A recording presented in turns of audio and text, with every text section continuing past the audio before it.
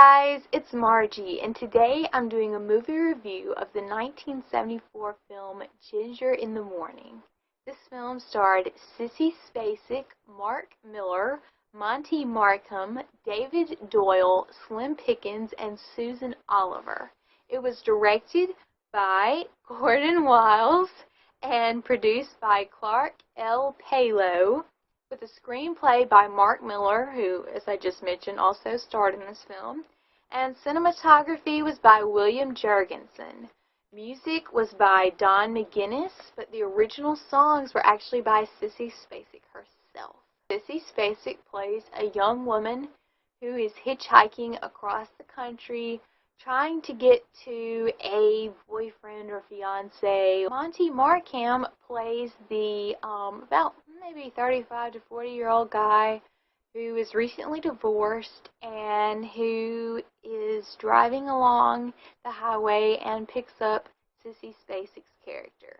Now, before we see him pick her up, one of his pals has just been talking to him about getting back into the dating scene and all of that kind of stuff. It's just kind of the story of their relationship and what goes on, and I'm not going to say anything else because I'm not going to give it away.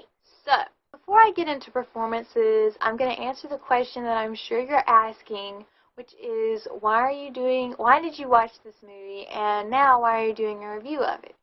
Well, in answer to your first question, I watched this movie because it had Sissy Spacek in it, and I'm a big fan of her. In answer to your second question, which is why am I doing a review of it, because I watched the movie, and I'm going to do all the reviews for movies I watch, guys. Besides, you need to know, which, you're probably not considering watching this movie, but if you are, you need to know whether it's worth your time or not. So, yeah, that's kind of why I'm doing it. Alright. You already knew that. I don't know why I just said that. But anyway, I'm so glad you're here. Kind of like, a little ADD today.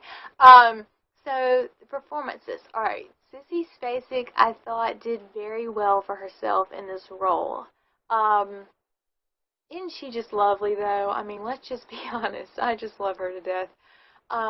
She did very, very well for herself in this role. It was very, very early in her career, though. I think this was only like her third or fourth film ever. So, especially considering that, bravo. Yeah, really good. I mean, I don't know. I'm really a big fan of her, so maybe I'm being a little prejudiced. I didn't think the role was that good, to be quite honest, that she had. So, for those of you who didn't think it was that good, wonderful, you're entitled to your own opinion, but I didn't think the role that she had was that good, and I thought she did almost everything she could have with the role. So, thumbs up for her. This is definitely not one of her best films, but, yeah, I mean, I thought she did well with the role she was given. Monte Markham, I thought was solid, but I think he fell a little bit into the trap that a lot of actors fell into in like the 50s, which is not just in the 50s, because obviously this movie was made in the 70s, but I mean actors just fall into, which is the I know you're acting type of acting. And the whole point of acting, if you're doing it well, is so you don't think that the person is acting. And it was very obvious that he was acting. I'm not saying that he gave a bad performance. It was just a little too much cheese and schmeeze for me, if you know what I mean. Alright, example of what I'm talking about. Like, say your line is, but Sarah, I love you. But Sarah, I love you. I mean, it's just a little too much. You should have toned it down a little bit and been a little less, something. You know what I'm talking about, guys. Okay, so moving on from him. Okay, I thought he was okay. I thought he fell into that trap a little bit, but it could have been a lot worse. And he looked a little weak compared to Sissy, but again, the role was just, and the dialogue he had was not that good. So I'm gonna give him a little bit of a pass on that one. As I mentioned before, also wrote this movie, and I thought his performance was pretty good. He plays Monte Markham's kind of drunk partying friend who shows up a few days, like, after, well, like a few days into the movie. And so yeah, I thought he did well in his role. However, he did write the screenplay for this, and I felt like that he wrote himself in a little too much. I'm just going to be honest with you, because the title of this movie is Ginger in the Morning, am I right? And Sissy Spacek plays Ginger. And I would say she's probably in about half the movie. I mean, yeah. So, maybe a little more than half, but like, it was just Mark Millar and Monte Markham for a literal ton of this film. And Mark Millar was definitely in more than half. Not necessarily a bad thing, but I just felt like they focused a little too much on Mark Millar and Monte Markham's relationship. I felt like they could have cut some of that, made the film pick up a lot better. I guess his performance was solid. Given his role, it definitely wasn't great, but it wasn't awful. But I felt like he wrote himself in a little too much. Overall supporting cast was, you know, pretty decent, but the dialogue and the roles were not that good. Cinematography, don't really have a lot to comment on about the cinematography, other than I thought it was, you know, average.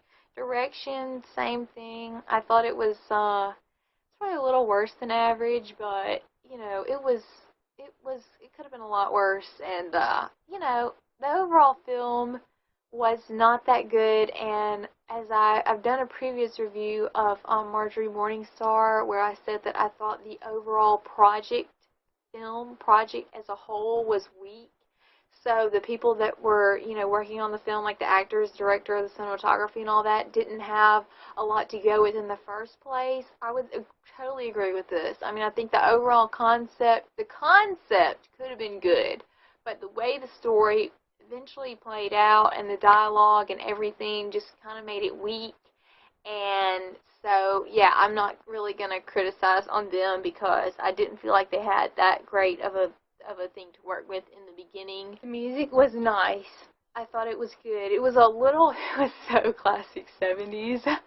But, yeah, I don't know. It was good. I thought it fit really well with the film. The whole overall tone of the film is a little draggy. It just needs to pick up a little bit, especially, I would say the pacing is good until you're about probably 45 minutes in, and then it starts just kind of nosediving a little bit. So you get so close to your work that you can't, you know, see things. I mean, you can't see the faults and stuff with it. So that's why you need good people around you that'll come to you and say, hey, pal, I love you, but, you know, let me level with you here. There was a lot of crazy, absurd moments in this movie. I'm talking about, like, every kind of crazy. There was awkward moments. There were moments, you know, you're supposed to, like, suspend your disbelief or whatever.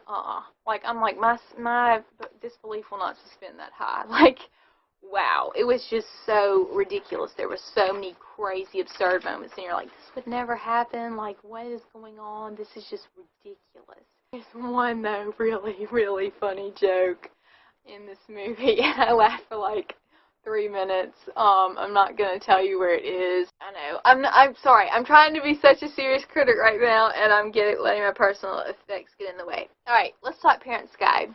So the language, there was 2 B's and 4 D's. Sexual content. At the beginning of the movie, Monty's friend is encouraging him to get a motel.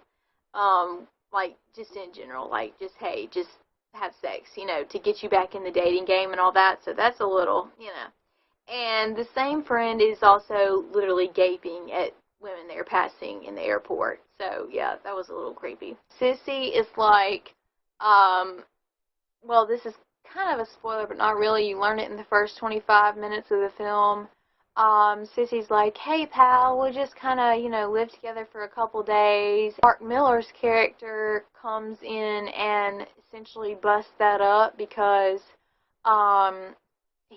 she overhears him, Monty's character, telling Mark Millar's character, oh, I got this girl upstairs and she's a sure thing and she's a hot number and all this kind of junk.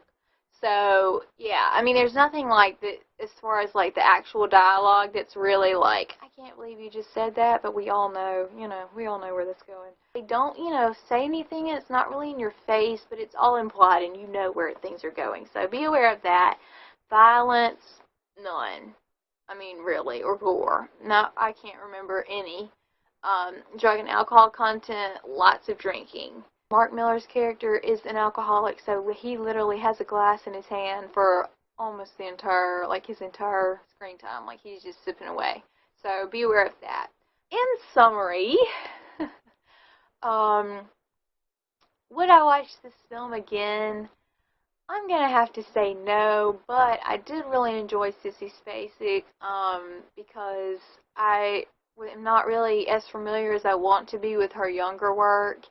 And so that was really nice to see her, you know, when she was young and just starting out and everything. So I really enjoyed that. But if you're not a Sissy Spacek fan, you might enjoy this movie, but I don't know. I mean, aside from that one literally hilarious moment in the movie, which is so funny. Yeah, it was kind of a dull movie. It could have been a lot more draggy though. I think it was like only like an hour and a half long. So I applaud them for, you know, editing it down to that. However, it could have been edited even more. There was a couple really touching moments between Mark and Monty's character. So I'm not saying, and when I was, I know I'm backtracking, but when I was saying earlier that like Mark shouldn't have written his own character in so much, I'm not saying he shouldn't have written himself in a lot or at all. I'm just saying there were scenes that you're like, okay, that needs to go. I'm giving this film 2 stars out of 5. I wouldn't watch it again, but that's your decision, and now you have all of my information about it, so you can make an educated choice. Anyway, guys, thank you for watching. This has been my review of the 1974 film Ginger in the Morning. I'm so glad you enjoyed it. At least I hope you did. And I'll talk to you guys later.